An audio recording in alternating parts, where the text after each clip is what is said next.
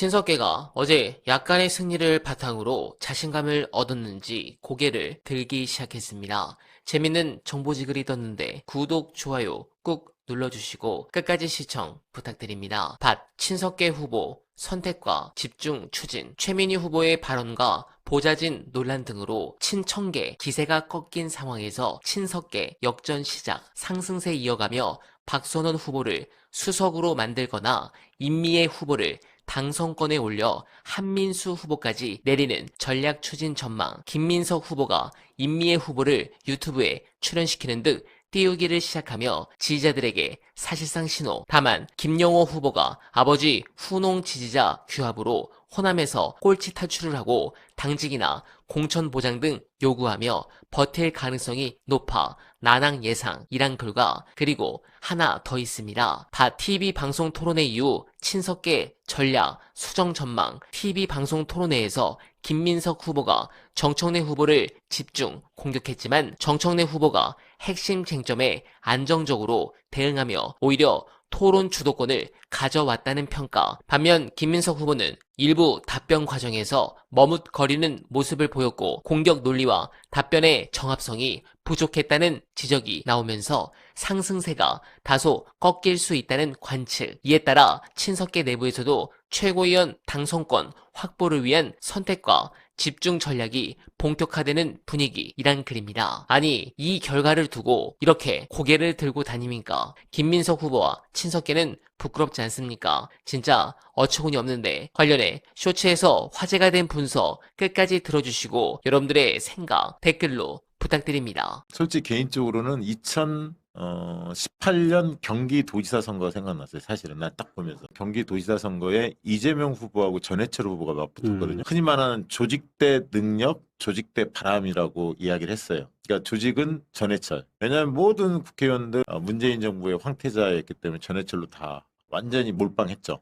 그리고 이재명은 당시 성남시장 출신으로 유능한 그리고 선명한 일 잘하는 기초단체장 이런 이미지가 있었고 대선에서 한번 뛰었다가 송가혁 뭐 이런 논란이 있었고 이미지가 조금은 실추됐던 이런 게 있었지만 일은 잘한다 이 평가가 있었거든요. 그 당시 저도 이재명 당시 그 후보를 도왔었는데 전략 컨설팅에 제가 수행을 했었는데 그러면서 능력 대결로 가자 대결 구도로 이렇게 이제 잡고 캠페인을 아주 잘하셨어요. 그래서 이겼죠. 결국은 이겼는데 그 당시에 조직 선거의 위력을 많이 봤어요. 어떻게 하는가 봤더니 예를 들면 지방선거나 이런 데 낙선했던 광역 의원이나 시의원이나 기초의원이나 아니면 총선 낙선했던 사람들 있잖아요. 전부 다 묵습니다. 뭐냐면 무슨 어느 지역 상임 감사, 무슨 뭐 상임 이사, 비상임 이사 막 이런 식의 공공기관장들 있잖아요. 이런 쪽에 약속을 막 해요.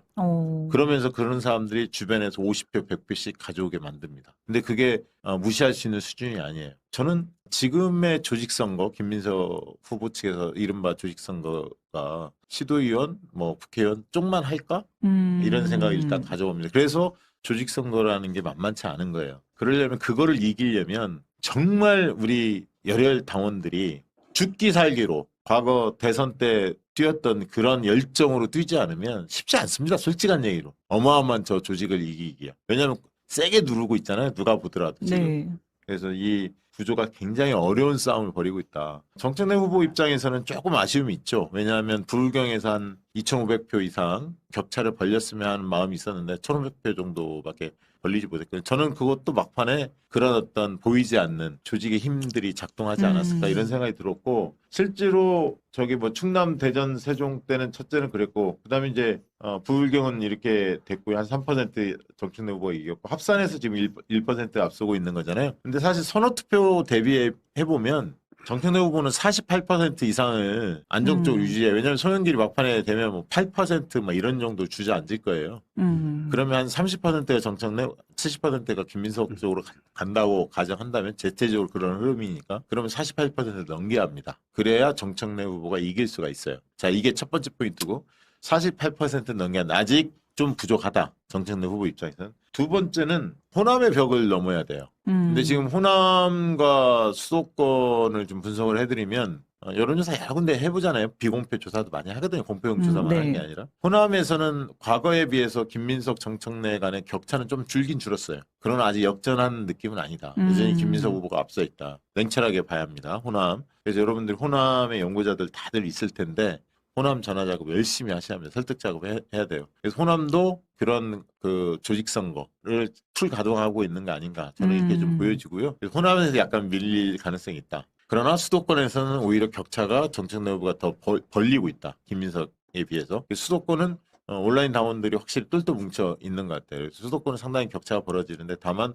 호남에서 큰 차가 안 나야 돼. 거의 박빙 싸움을 벌이고 수도권으로 올라가야 정청래 후보가 승기를 잡을 수 있다. 이렇게 좀 보여주고요. 그 다음에 이번 주에 하는 제주와 인천 네. 그리고 강원과 대구 경북이 있지 않습니까? 제주는 조금 정청래 후보가 앞선다는 이야기가 조금 더 많고요. 인천도 바닥에서는 정청래 후보가 조금 앞선다는 이야기가 많아요. 위 분위기는 뭐 배지들이나 이런 거는 김민석 후보 쪽이 많지만 밑바닥은 정청래 세다. 그래서 이제 인천에서 이기는 게 굉장히 중요합니다. 왜냐하면 도시죠. 그리고 그 당원 숫자도 제일 많습니다. 이번 그 하는 지역들 중에서 5만 8천 명 정도 되네. 제일 많고 김민석 후보가 박찬대 뭐 이렇게 가까우니까 통행길도 있고 하니까 인천은 정청래 밀리지 않을까? 이렇게 선입견들이 있거든요. 만약 거기서 이긴다면 굉장히 이게 반향이 크겠죠. 고무적이죠. 인천이 굉장히 중요하다. 근데 내일부터 투표 들어가거든요. 인천, 네. 제주가. 그리고 이제 강원, 대구, 경북인데 제주도 4만 4천 명이고 강원도 4만 5천 명인데 대구, 경북은 조금 적어요. 대구는 14,000명, 경북은 15,000명 정도 하는데 근데 이제 강원은 거의 박빙인데 김민석 후보가 좀 더 유리하지 않을까? 박빙 우세 뭐 이렇게 점치는 분들이 많고 대구, 경북도 김민석 후보가 조금 더 앞선다는 그런 평가가 있어요. 근데 이번 주 전체적으로 보면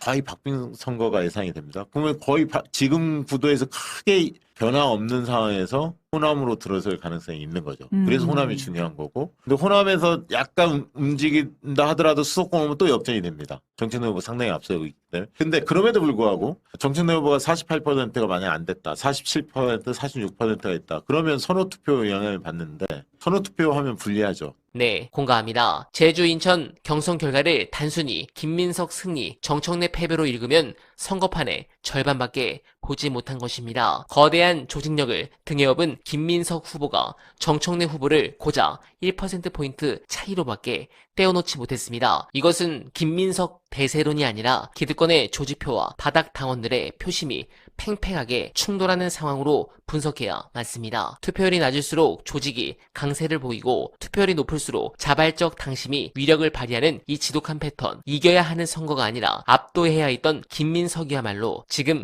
가장 큰 공포를 느끼고 있을 부분인데 저들은 오히려 고개를 들고 있습니다. 여러분들은 어떻게 생각하십니까? 공감하셨다면 소중한 언알바 후원 부탁드립니다. 댓글에 고정된 언알바 정기 후원과 민주진영 동지가 운영하는 여름두릅 많은 사랑 부탁드리며 언알바는 오늘도 최선을 다하겠습니다. 여러분 고맙습니다.